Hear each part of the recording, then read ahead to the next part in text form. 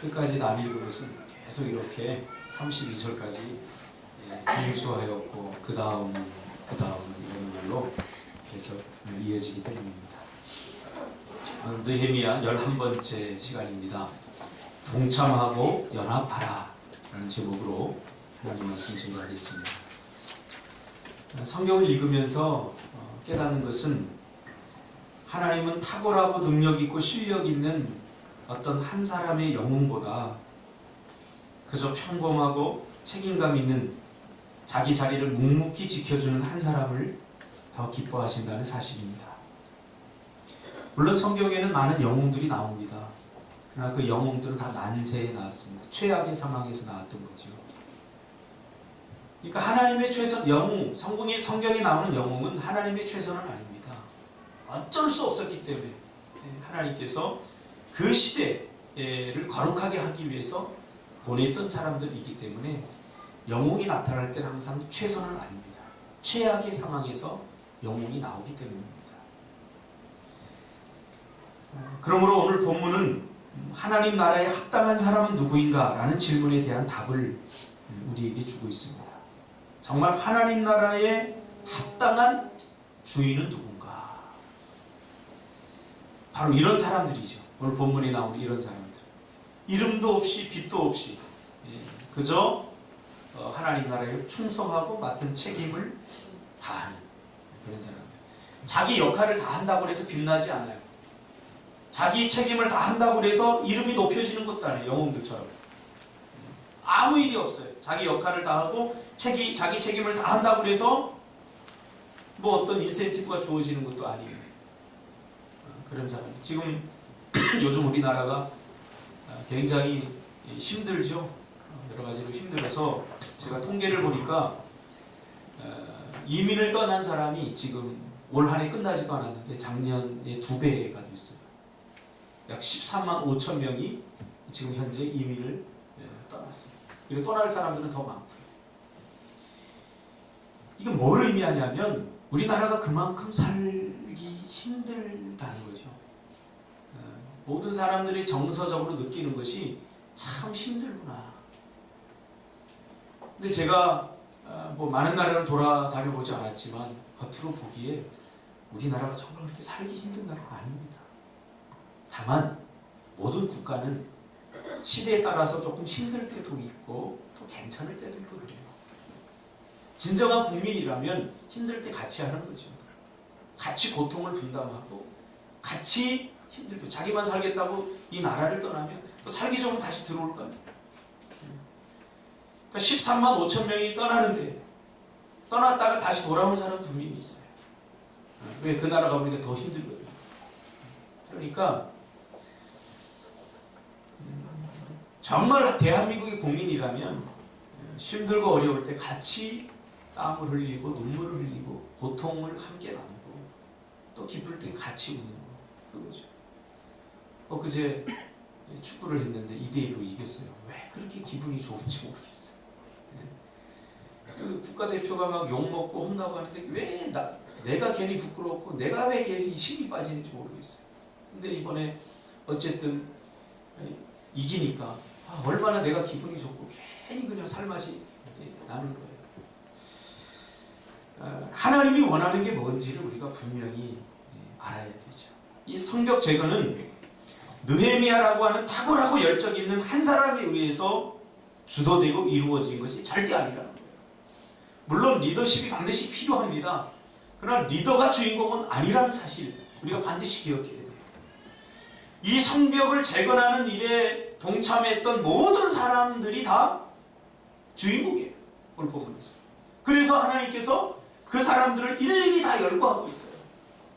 여러분 다른 성경에서 이렇게 일일이 열거하고 있지 않아요. 다른 성경은 전부 다 핵심적인 사람들만 열거하는 거예요. 그래서 우리가 매일 들었던 이야기, 아브라함, 이삭, 야곱 이런 이야기만 듣는 이유가 그거예요. 근데 오늘 이 성경에서 여러분들 그동안 잘 못 들어봤던 사람들이 있는 것 자체도 이상하잖아요. 물에 무세, 사벨 이런 사람 들어보지도 못했던 사람들. 적어도 이 성벽 재건에 동참했던 사람들은 15가지 이상의 직업을 가진 75명 이상의 지도자가 동참했고, 또 여기에 일일이 다 열거되지 않았던 그 무명의 사람들, 이 모든 사람들이 다 주인공이라는 사실이에요. 오늘날 한 교회가 세워지고 그 교회가 부흥하는 때는 어떤 한 개인의 탁월함이 아니라 모든 사람들의 헌신과 힘씀과 애씀이 있다는 사실을 여러분 반드시 기억해야 됩니다. 우리 교회 나 같은 사람 필요 없어 라고 생각하는 것 자체가 뭔가 건강하지 못한 신앙입니다. 모두가 다 주인공이라는 사실. 이 15가지 이상의 직업을 가진 75명 이상의 지도자들이 동참했고요. 직업도 다양해요. 제사장, 레위인, 성전지기, 금장색, 향품장수, 아주 다양해요. 때로는 자기 옷에 맞지 않은 옷을 입은 것처럼 비전문적이고, 또 전혀 어울리지 않는 일이 분담되어도 자기 분야가 아니라고 회피하거나 무책임하게 대충대충 일하지 않고 최선을 다했다는 것을 여러분 이 3장을 읽어보면 여실히 우리가 깨달을 수가 있습니다. 예를 들어볼까요? 금 세공자가 나오죠. 금 세공하는 사람입니다. 금을 세공하는 사람이에요. 금을. 이 전문직이죠. 당시에 굉장히 전문직이죠. 아무나 할 수 없었어요. 기술을 직이고 전문직이에요. 근데 이 사람이 보고, 야, 성벽사로 나와봐. 전문직인 사람, 몸으로 육체적으로 일을 해보지 않은 사람에게 나와서 성벽을 쌓는 육체적인 일을, 오늘날로 말하면 생 노가다를 한다고 해보세요. 누가 나가겠습니까? 여러분 같으면. 그러죠. 내가 할 수 있는 일로 하겠습니다. 다 그러지 않겠습니까? 그러나 이들은 나가서 몸으로 뛰어들어요. 그뿐이 아니에요. 여성들도 발벗고 나섰습니다.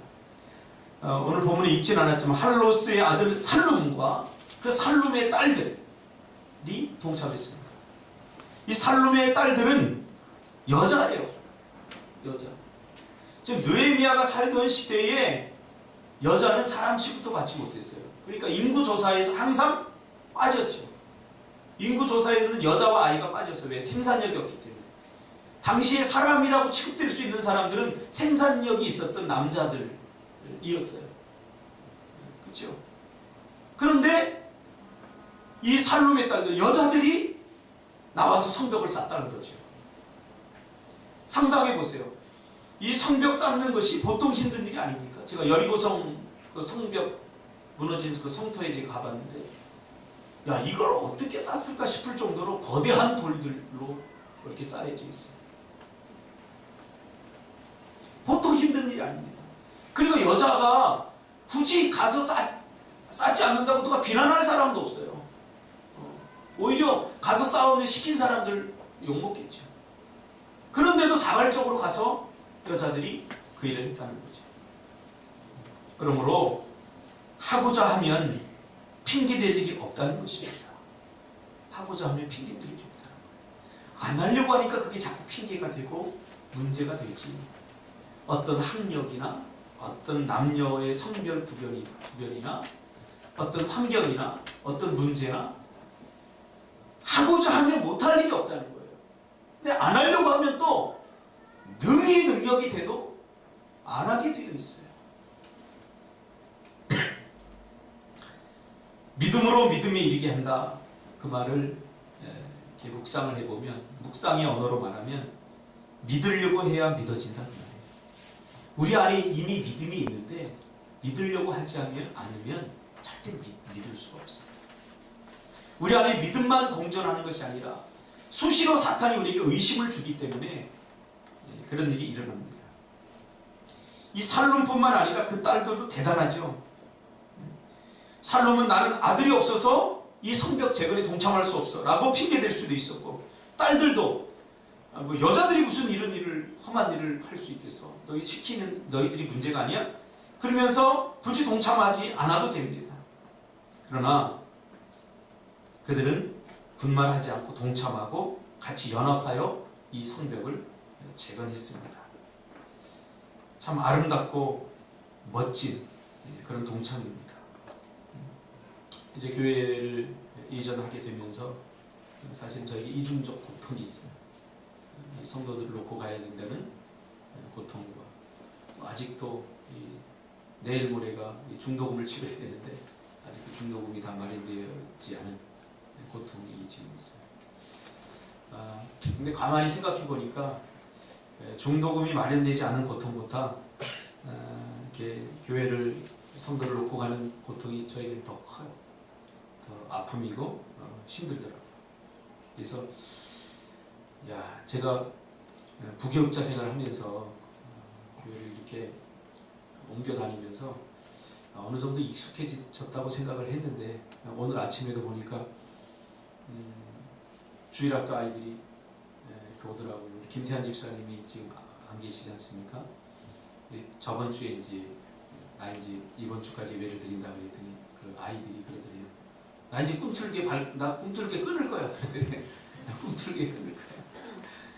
그런데 그렇게 말한 아이들이 오늘 아침에 절절절 이렇게 걸어오는 걸 보면서 형용할 수 없는 그런 복잡한 마음이 들더라고요. 왜 그러냐? 함께 했기 때문에. 그 아이들 참 함께 했기 때문에. 어린 아이들이지만 우리 김치 떡볶이가 한동안 시달렸어요. 떡볶이가 그 주변 사람들한테 한동안 시달렸어요. 같은 직종이 들어온다고 못하게 하고 다른 데는 다 들어와도 가만히 있는데 유독 젊은 사람들 뭐 좀 해보겠다는데 와서 못된 짓 하고 싸우고 시비 걸고 가져가고 그러기 시달렸어요. 그럴 때마다 힘이 되어 주었던 게 그 아이들이거든요. 그 아이들이 그 옆집 분식가게 가지고 김치 떡볶이가 세상에서 제일 맛있어. 그러면서 그 주인에게 막 상대하고 막 쫓아오고 막 그랬던 그 작은 아이들. 김태한 집사가 가면서 그런 얘기를 해요.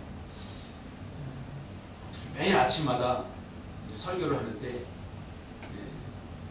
날마다 그냥 복음을 전하는 거예요. 제가 훈련시켰던 그 복음을 제가 어렵게 그래도 성인에게 맞게 이렇게 복음을 전했는데 그 어려운 걸 우리 아이들한테 계속 얘기를 저 아이들이 저거 알아들을까 저 복음을? 그럴 정도로 하는 거예요. 그래서 하루는 불렀어요. 좀 쉽게 설명해서 설교를 좀 해봐. 아이들에 맞게 그랬더니 모르겠대요. 이제 얼마 설교할 시간이 남지 않았는데 뭐를 저 아이들에게 설교할까라고 생각했더니 이 복음밖에 없대요. 그래서 그 복음에 대해서 계속해서 얘기해 줘요. 근데 아이들이 막 아멘 아멘 하면서 제가 저 뒤에서 다 듣거든요. 아멘 하면서 너희들 도대체 알아듣니? 그럼 자기네들 다 알아듣는다고 그러면서 그 말씀을 듣더라는 거죠. 이게 가족이고 교회 공동체 아니겠습니까? 기쁠 때만 함께하는 게 아니라 힘들고 어렵고 하는 모든 순간과 시간들을 함께하는 것. 이것이 바로 교회입니다. 저는 아직도 잊지 않습니다. 첫 번째 제가 교회에 사역했던 개척을 했던 장소에서 두 번째 장소로 옮기고 두 번째 장소에서 이 세 번째 장소로 옮기고 했을 때 함께했던 사람. 두 번째에서 세 번째 여기를 이 장소로 옮길 때에는 정말 힘들고 고통스러웠어요. 왜냐면 그때 대부분의 성도들이 이제 옮기자고 하고서 다 결의를 하고서 우리가 어떻게든 돕겠습니다 하고서 딱 옮겼는데 이제 다 떠나가요.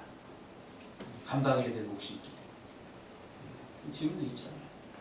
첫째에서 두 번째로 옮길 때는 이사를 하는데 없었어요. 이사를. 우리 상진 집사 그때 절뚝거리면서 그 책박스를 들고 2층, 3층을 이렇게 쫄쫄거리면서 책박스를 들고 옮기고 우리 민지, 보람이, 우리 현선 집사 저 중학교 2학년, 3학년 요 애들이 무슨 힘이 있겠습니까? 그 무거운 제 책박스가 뭐 한두 개인데 그거를 들고 막 참 그들 때문에 제가 포기하고 싶었던 순간을 포기할 수 없었던 그런 순간이었죠. 그동안 뭐 교회를 위해서 헌신하고 교회는 이렇게 해야 됩니다. 저렇게 해야 됩니다. 그런 사람 한 사람도 없어요. 한 사람도 없습니다. 저 어린 아이들과 함께 그 교회 책박스를 하고 무거운 그걸 집사람이 원래 그 해산하는 달 이게 안 됐는데 너무 힘드니까 우리 예원이가 뿅 하고 나와버렸어요. 이사를 다 끝내지도 않았는데 나와서 집사람은 애 낳고 애나러 병원에 가요. 그때 우리 예담이 그래 조그만 거 우리 상진인 집사가 예담이 보고 있어. 참 어수선하고 힘들고 고통스러운. 그러니까 옮길 때마다 그렇지 않은 데가 없었어요. 그럴 때마다 버티고 견디고 이겨낼 수 있었던 것은 함께 해주는 사람들이 있었던 거죠. 함께 해주는 사람.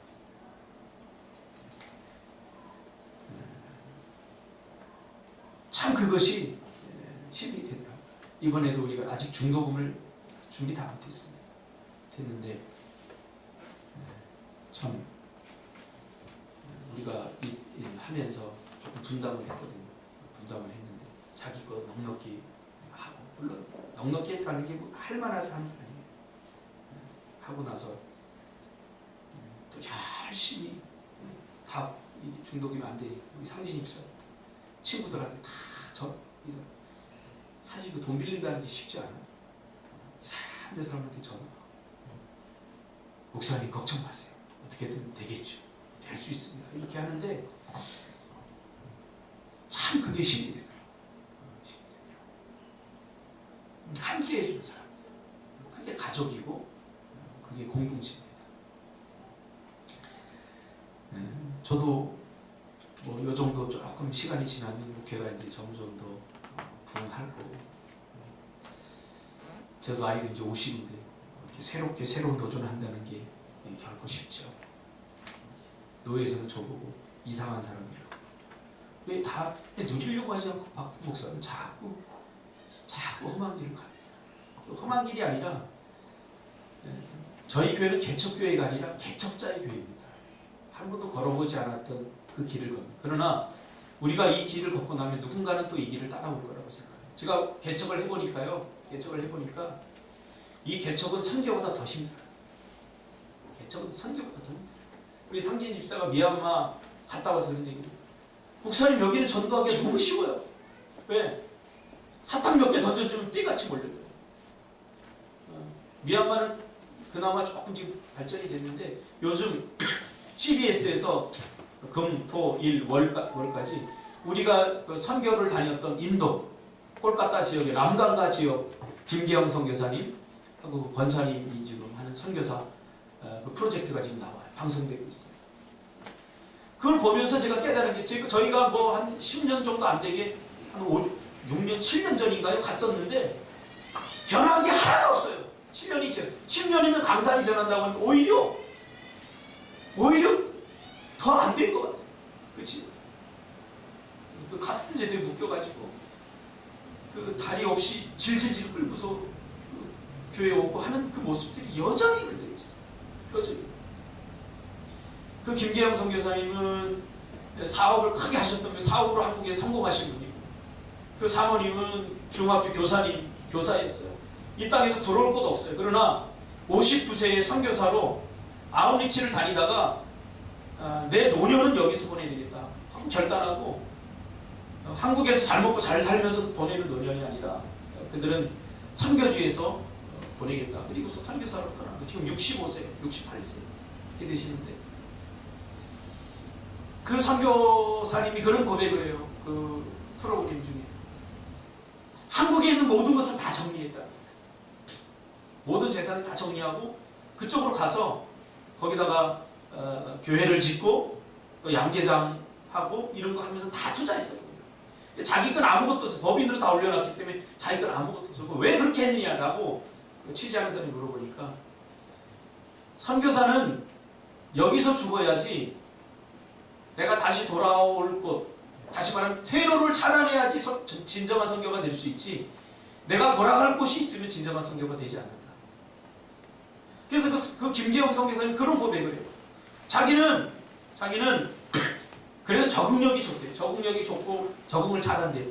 근데 아내 되는 이 권사님은 이 적응이 잘 안 돼서 하나님께 요즘 그렇게 기도합니다. 하나님, 우리 권사 여자 선교사부터 데려가라. 왜냐하면 자기가 죽고 나면 선교가 끝날 것 같으니까.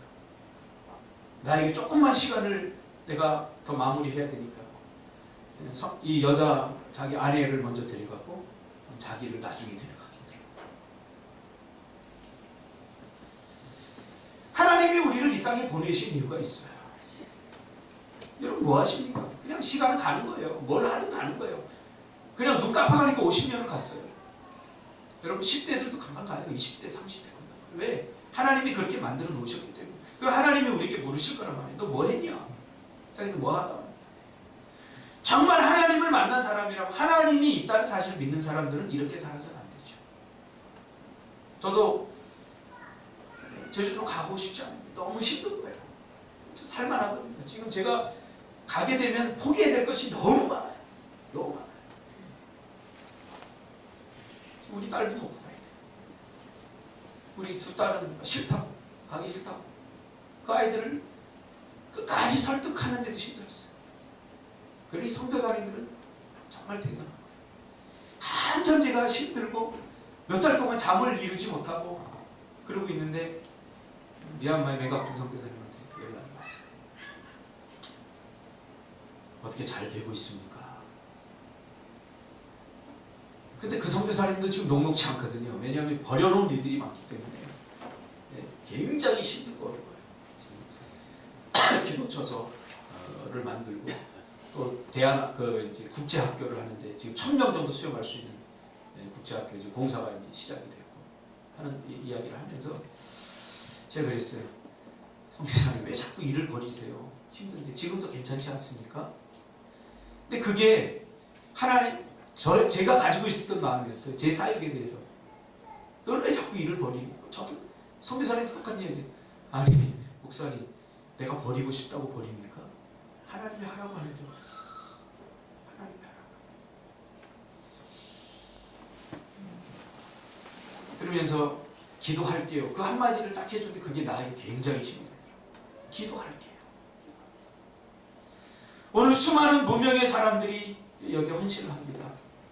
참 어제 정리를 했어요. 교회 청소를 하고 이제 더럽게 가면 안 되니까 창고에 쌓아놓았던 짐들도 버릴 거 다 버리고 하는 참 감동이 됐던 게 있어요. 그게 뭐냐면 사실 이 정도 되면 아이고 상처받고 떠나는 사람들도 있고 교회에 뭐 안 나오는 사람들도 있고 그런데 우리 신준이하고 이미혁 집사님하고 나와서 그 청소하는 게 뭐 좋은 일이라고 그 먼지 뒤집어 써가면서 땀을 팔팔 흘려가면서 불평 한마디 하지 않고 그 쓰레기를 같이 청소해 주더라고요. 내가 목회를 그래도 잘못하진 않았구나 그런 생각이 들었어요. 그뿐만 아니라 이 중도금을 치는데 이제 힘드니까 우리 성진 집사가 부탁을 했거든요. 희업 집사가 뭔지 엊그제 회사 들어갔는데 무슨 돈이 있겠습니다. 그 은행에 가서 자기 이름을 이렇게 좀 빌려서 조금이 아니라 많이 감당할 수 없을 만큼 그렇게 많이 이렇게 하기도 하고 이게 느헤미야의 성벽 쌓기가 아닌가 저는 그런 생각을 합니다. 이거 말로만 쌓는 게 아니라 이게 성벽 쌓기다. 이게 이루 다 소개할 수 없을 만큼 많아요. 또 사노아의 사람들이 나와요.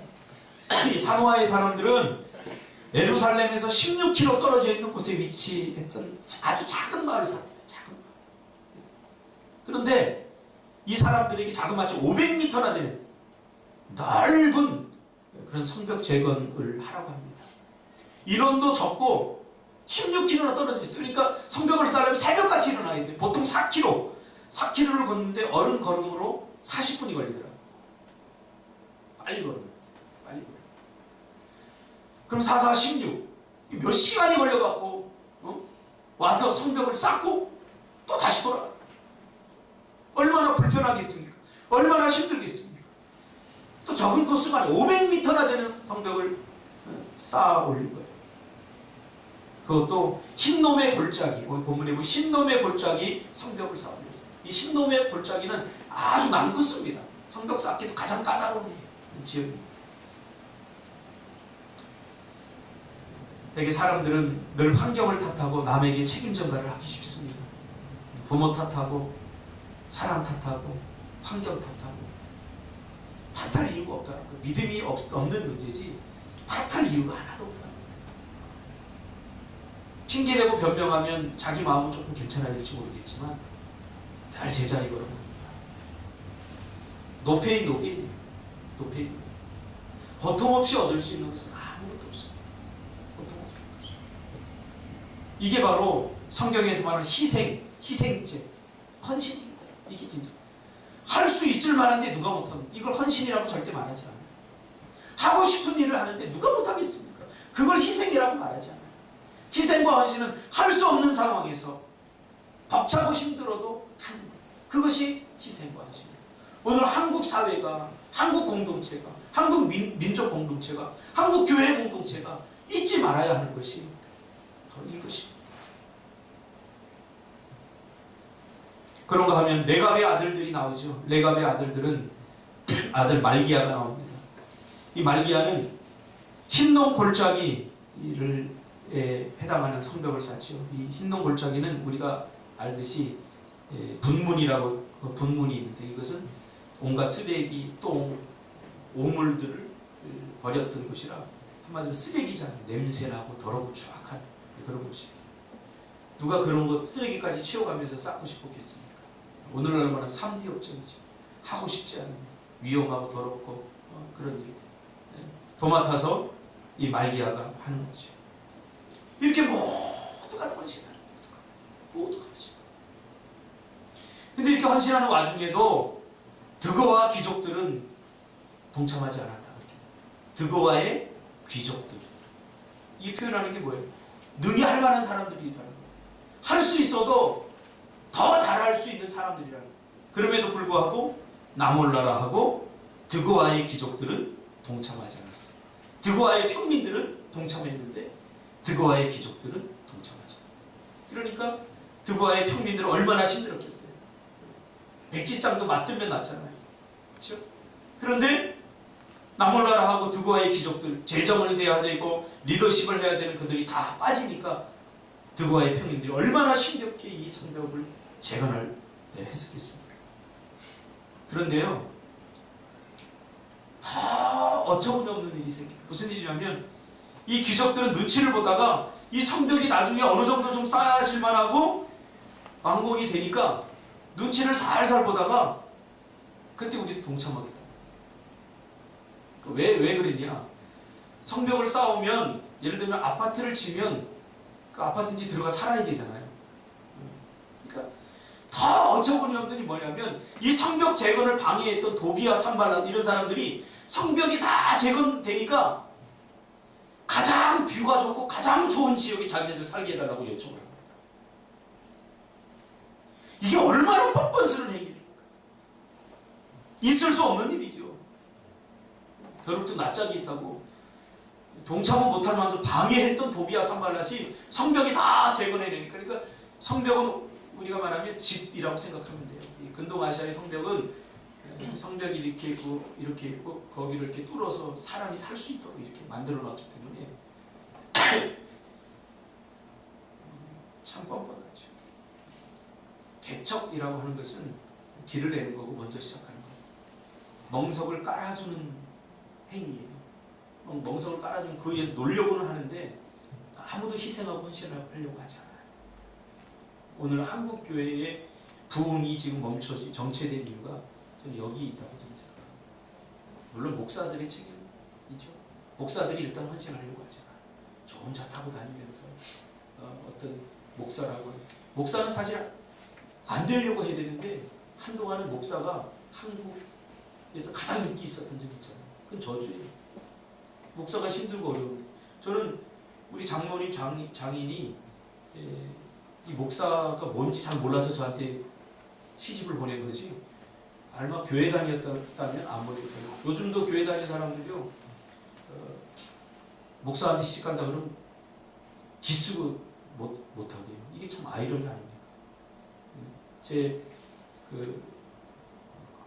은사님이 그런 고백을 하면서 가슴을 치는 걸 제가 들었어요. 교회에 가서 물어봤더니 자식들도 제일 공부 못하는 자식 신학교 보내가지고 목사시키는 그래서 한국 교회의 질이 떨어진다 그런 얘기를 하더라고요. 어떤 권사님. 그래서 열받아갖고 이 은사님을 이때 권사님네는 제일 공부 잘하는 아들을 신학교 보내냐 그랬더니 가만히 있더래요. 제일 공부 잘하는 서울대 보내요. 변호사 시키고 제일 막내 셋째 보니까 공부도 안 되고 이것도 안 되고 저것도 안 되고 그러니까 신학교 보내려고 목사시키냐. 헌신이라고 하는 것은 재물이라고 하는 것은 쓰다가 가치 없는 거 하나님 받지 않아요. 시간도 마찬가지예요. 시간 가장 중요한 내가 가치 있다고 생각하는 그걸 드릴 때 그게 진정한 헌신이죠. 하다 보니까 오늘은 시간 없으니까 한번 교회나 가볼까? 그건 헌신이라고 말할 수 없어요. 오늘 본문에 나오는 사람들 그러니까 이름 다 말할 수 없어요. 제가 시간이 좀 있으면 이 한 사람 한 사람 다루고 싶은데 또 나와요. 무레못과 하나냐와 무술라 이런 사람들은 자기 한 구역뿐만 아니라 두 구역을 맡아서 했어요. 자기 것은 넉넉히 할 뿐만 아니라 또 다른 사람들 더 일에 성과가 없는 사람들 두 구역을 맡아서 한 사람. 우리는 항상 남보다 더 많이 고생하고 더 많이 수고하고 더 많이 헌신하면 금방 우리 마음속에 어떤 생각이 드냐면 본전 생각이 들어요. 나만 헌신하는 거 아닌가? 나만 개고생하는 게 아닌가? 이런 생각 들지 않습니까? 그러면서 공평하지 않아. 그러나 오늘 무레못과 하나냐와 무술람은 자기 영역 하나 할 뿐만 아니라 또 다른 영역 하나까지 이렇게 하는 것을 보게 됩니다. 그러나 이들은 남들보다 더 많이 일하고 더 많이 헌신하고 티내지 않고 요구하지도 않고 대가를 바라지도 않았습니다. 이렇게 하나님 나라는 모두가 다 필요합니다. 여기서 필요하지 않는 사람이 없어요.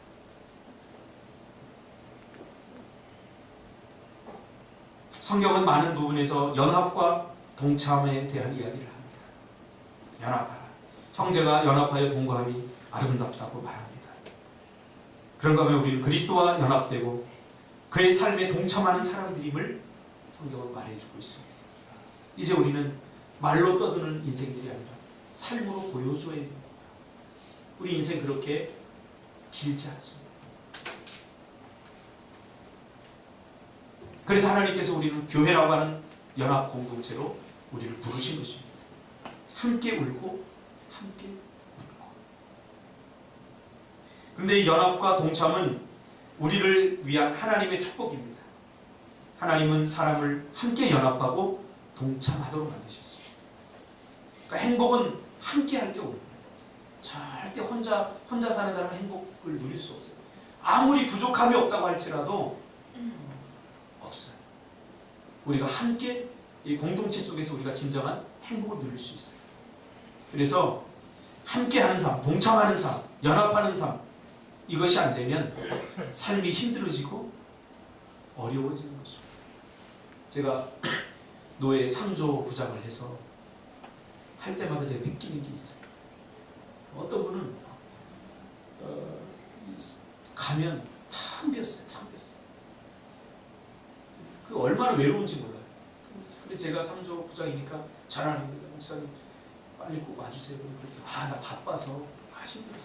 근데 그런 사람들이 정말 바빠서 안 오냐 힘들어서 안 오냐 그런 게 아니에요.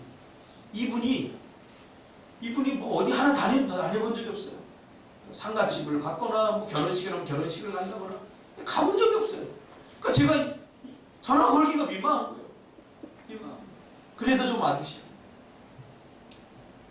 굉장히 중요합니다. 사람은 혼자 절대 살 수 없습니다. 가족도 마찬가지예요. 너무 가족 하지 마세요. 가족도 함께 할 때 중요한 거예요. 이것이 안 되면 삶이 힘들어지고 어려워지는 것입니다.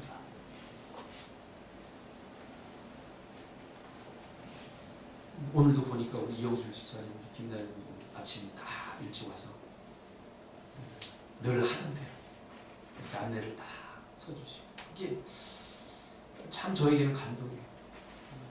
여러분 오해하지 마세요. 목사가 헌금 많이 하는 성도 좋아한다고 절대 오해하지 마세요. 이건 정말 싸구려 발상입니다. 한번 입장을 바꿔놓고 저희 여러분들이 한번 목회를 한번 해보세요.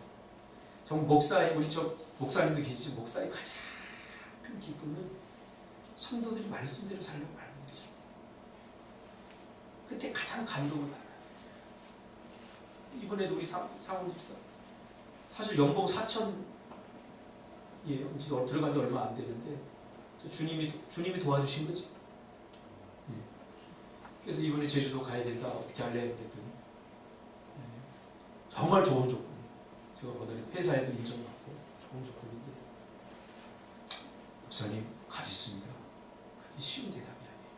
그래도 하는 얘기가 하나님은 항상 내려놓을 때마다 더 좋은 걸 주셨어요. 이번에도 그럴 걸 믿어요. 근데 정말 이번에 이제 취직이 됐어요. 취직이 됐는데 크리스찬 사장이 크리스찬이더라고요. 연봉도 좋은 조건으로 이렇게 됐어요. 안 하려고 하면 평생 못하는 거지만 이게 얼마나 아름답고 좋은 일인지 저는 압니다. 교회는 그리스도의 몸이고 여러분들은 그리스도의 몸입니다. 쌀티나게 살지 마시고 이와 예수님으로 좀 제대로 한번 믿어보면 제대로 된 은혜를 받지 않겠습니까? 수박 겉핥기식으로 믿지 말고 제대로 한번 해보자. 뭐 박상훈 집사뿐만 아니라 박준석 집사, 상원 창진 집사, 세 분이 다 그래요. 믿음으로 하나님의 자녀된 우리는 하나님의 성벽을 만들어가는 동역자들입니다. 교회는 제가 만들어가는 거 아니에요. 우리 모두가 함께. 그래서 함께 부르시고 생각해보면 가정이 혼자 됩니까? 가정뿐이에요. 부부의 마음이 맞아야 되고 또 자녀들도 거기에 따라서 같이 함께 가져야 그 가정의 행복이 나고 웃음꽃이 피고 하는 것 아니겠습니까? 그것을 어디서 배우냐 말이에요. 제가 상담을 하면서 깨닫는 게 있어요. 우리 집은 문제가 없는데 도대체 왜 애들이 말을 안 듣냐 하는 거예요. 제가 가만히 보면 그 엄마가 문제. 자꾸 요구만 해요. 남편에게 요구하고 자기는 희생하고 헌신할 생각은 안 하고 아이들 왜 공부 안 하냐고 그래서 제가 물어봤어요. 하도 답답해요. 집사님은 공부 잘하셨어요? 저도 못했어요. 그러면 더 바라지 말아야죠. 다만 열심히 뒤에 서포트를 해줘야죠. 그러니까 함께 만들어가는 거예요. 공동체. 우리 교회 우리 꿈틀교회는 뭐 사랑이 없어. 자기가 사랑 주면 되잖아요. 사랑 받으려고 하니까 사랑이 없다고. 마찬가지예요. 사랑이 없다고 느껴지시는 분은 그게 사명이에요. 그 사람이 사랑을 베풀려고 보내주신 거예요. 그러니까 문제될 게 하나도 없어요. 그래서 함께 제가 애를 키워보니까 혼자 큰 예린이하고 둘이 크고 있는 두 딸하고는 달라요. 조금. 물론 둘이 키우면 싸우기도 많이 싸우지만 애들이 공동체성을 많이 배워요. 예린아 미안해, 너를 디스하는 건 아닌데 요즘은 많이 도와주는데 예를 들면 설거지를 하면 우리 예린이는 시켜야 돼요. 예린아 설거지 좀 해줘. 그러면 왜 내가 해야 돼, 엄마가 해, 막 이렇게 하고 막 신기하게 부르는데 우리 막내나 우리 둘째는 설거지 해. 그러면 엄마 내가 도와줄게 하면서 와요. 함께 해야지 배울 수가 있어요. 함께 하는 것이 얼마나 중요해요. 신앙생활도 마찬가지예요. 기독교는 돛 닦는 종교가 아니에요. 혼자서 산에 들어가서 하나님 앞에 철야기도 금식기도 40일 한다고 믿음이 좋아지는 거 절대 아니에요. 믿음이 좋아지는 것은 함께 하면서 좋아지는 거예요. 미운 사람 있잖아요. 좀 미워 죽겠어 저 인간. 그 미움을 품고 같이 막 부딪히면서 사랑을 배우게 됩니다. 사랑은 어떻게 배워요? 미움이야 배우는 거예요. 미움이 있어야 사랑을 배우는 거지. 미운 감정이 없는 사람은 사랑하지도 않는 거예요. C.S. 루이스가 그랬잖아요. C.S. 루이스가 사랑에 대해서 막 강의하니까 한 여자가 나타나서 당신은 사랑에 대해서 그럴듯하게 얘기하는데 마음으로 내가 느껴지지 않는다. 진짜 사랑이 뭔지 알고 사랑에 얘기해요. 그러니까 기독교는 사랑에 대해서 말하는 종교가 아니라 사랑을 보여주는 종교 아니겠어요? 희생하라고 해서 희생하나요? 안 돼요. 우리 애들도 내가 운전하다가 욕하면요 지네들도 욕해요. 그래서 욕하는 거 보고 내가 너 욕하면 안 돼요. 아빠도 했잖아. 마찬가지. 하나님은 다 알고 계셔요. 하나님은 다 보고 계셔요. 다 보고 계셔요. 오늘 이렇게 비지땀을 흘리면서 할 만한 여건이 돼서 헌신했습니까? 아닙니다.